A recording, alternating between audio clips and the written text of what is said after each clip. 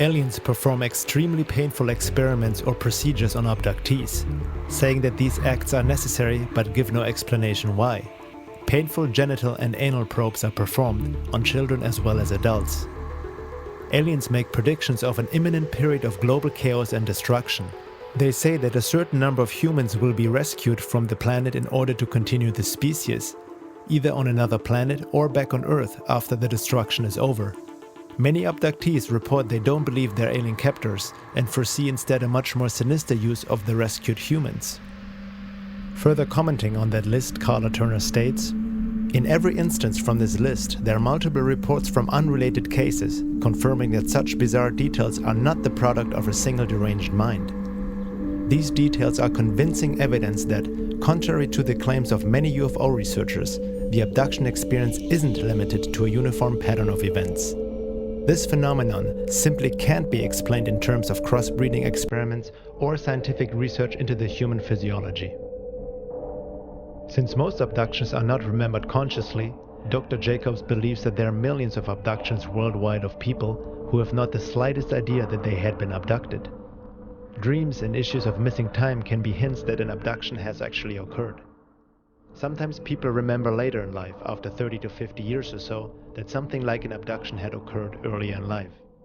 Hypnotic regression can help to uncover more.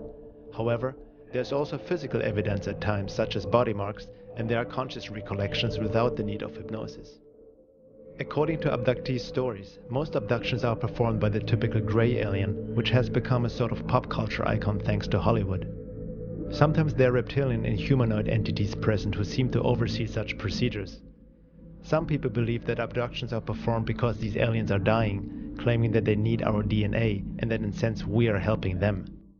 On the other hand, some supporters of the benevolent alien scenario suggest that abductions and genetic manipulation of humans happen on purpose for our benefit in order to upgrade our DNA for the shift. However, this assumption doesn't hold up in light of the overall research and merely downplays the abduction phenomena by painting an inferior and innocent image of the aliens or seeing them as saviors. The gray aliens seem to be just biogenetic robots performing assigned and programmed tasks, but are not in charge nor a race on their own.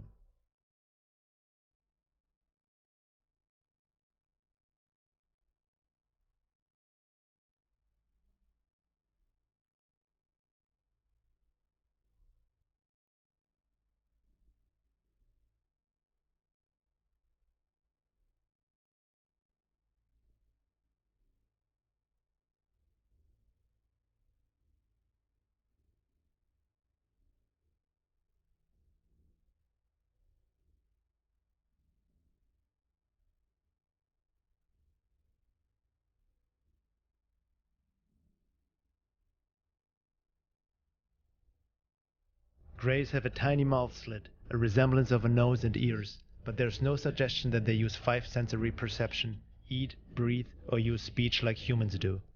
Communication is done by telepathy.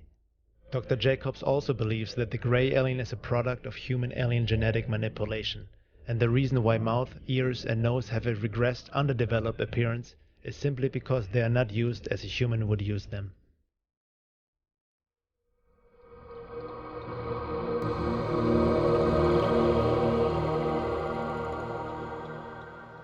Stanton mentioned the need to hold ourselves to facts in this field, and I think that is extremely important. We should repeat that 10 times a day as we go through the work in this area. The problem, of course, with the abduction phenomena, as with a lot of ufology, is that the nature of the alien activity is designed deliberately to keep us from having much in the way of concrete evidence.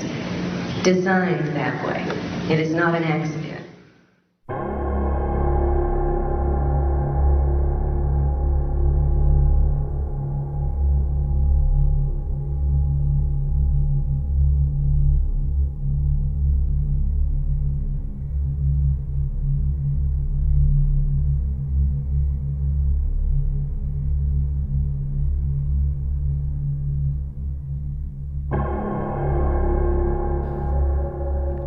It seems that the secret government and military-industrial complex, which is in possession of alien technology and is involved with these non-terrestrial forces on some level, is not fully in control, but are themselves duped by these visitors.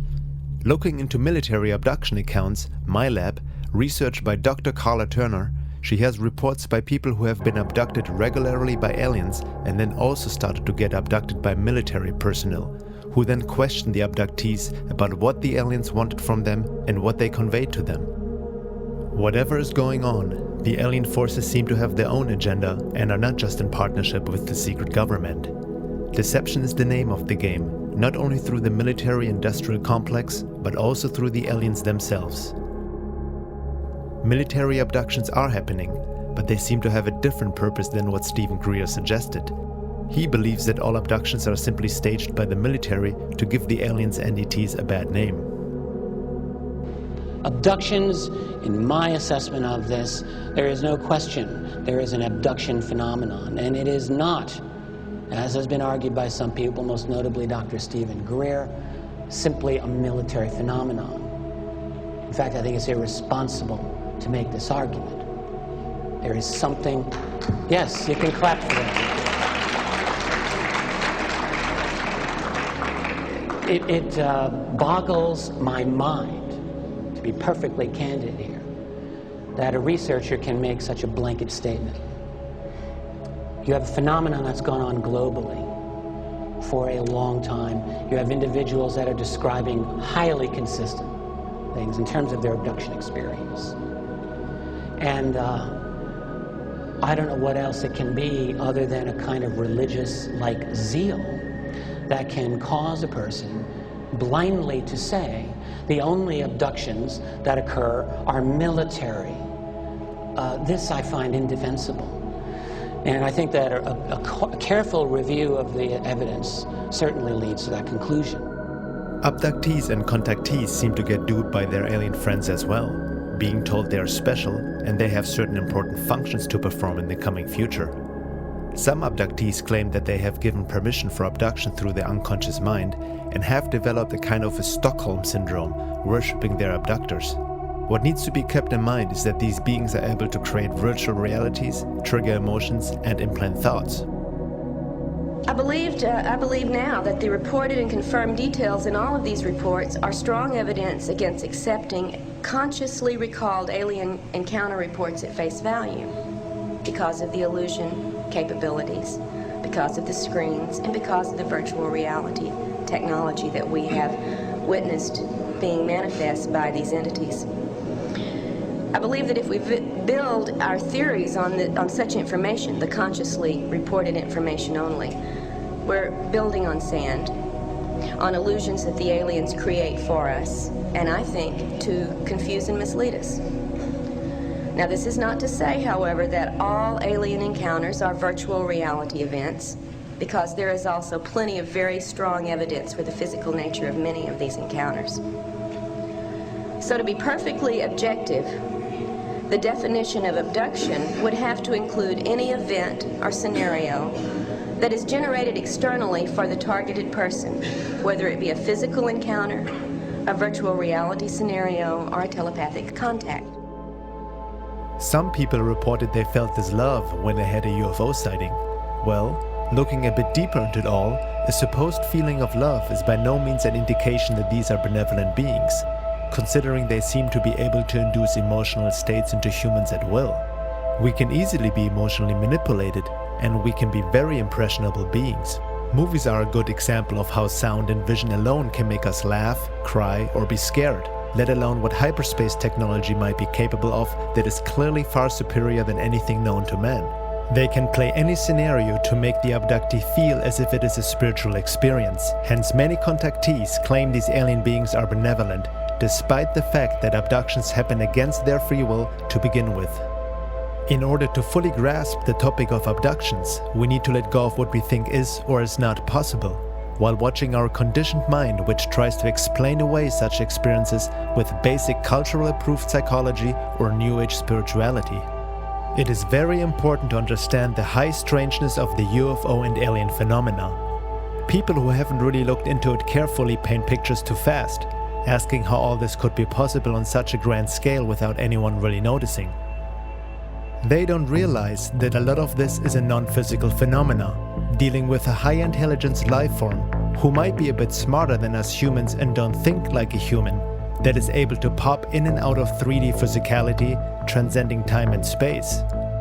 They can insert thoughts, memories, emotions, and change appearances, such as past loved ones, Jesus, the Virgin Mary, Santa Claus, a Pleiadian, and so on, depending on the belief system of the abductee. This is further documented in Dr. Carla Turner's books Masquerade of Angels and Into the Fringe. In one case that I recount in Into the Fringe, James had mostly conscious recollections and almost no hypnosis. He remembered being drawn into the proximity of a beautiful Pleiadian woman who was very alluring and tender and almost seductive. She wanted him to come into her embrace. When he got into the embrace and thought she was going to kiss him, she disappeared entirely, and what was left in her place was a purplish-black, bumpy, almost slimy-looking character with fairly asymmetrical features. I have encountered the same type of creature in a couple of other cases. The entity was very strong. Instead of embracing James, the creature threw him down on the ground and shoved a 2-foot-long tube down his throat, into his stomach, and pulled up stomach juices. The next day, he still had some of the bile taste. The interior of his throat was sore, and he discovered claw marks around both sides of his neck where he had been held down.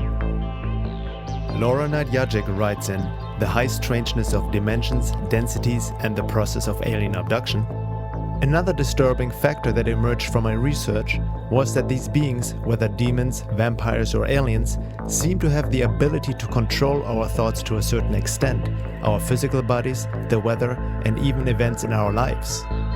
Many people reported that their abductors were benevolent beings, but when we consider all the factors of the big picture of the phenomena, it seems that such stories of benevolence may be misleading.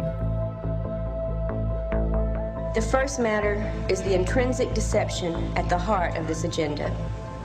And that's something that's become clearer with every new report that surfaces. Whether we choose to call it screen memory, telepathic mind control, technological mind control, or virtual reality scenarios, the entities involved in the abduction phenomenon employ masterful illusory capabilities. And I don't think the importance of this fact can be stressed strongly enough. It must affect all of our thinking and our research when it comes to these alien-human contacts. When we talk about the possibility of an alien race of high intelligence that exists outside our range of perception on a higher density, it doesn't mean that they are automatically spiritually evolved or loving angels. This also doesn't imply that there aren't any benevolent beings on higher realms of existence. However, there is a heavy romanticizing of the alien UFO phenomena going on based on wishful thinking and assumption. Not many people actually question the intentions of these beings. Dimensions are lateral and infinite, and densities are vertical and only 7. Okay. And density refers as much to state of awareness, because obviously if you're in a higher density, you're more aware of the multiple dimensions on the density below you, and as you go up, this just increases, because we as human beings are extraordinarily aware of, many creatures inhabiting the animal kingdom and the world around us, the natural world and so forth. So we're aware of many dimensions below us. And we'd have to say that these higher dimensional or higher density beings have the same perspective on us that we have on, and that's kind of a scary thought, especially if you realize that they may not have your best interest at heart. And just as the farmer has a lot of awareness of the many dimensions of his herd of cows, he knows them very well, because he knows which ones he's going to butcher to have and put in his freezer.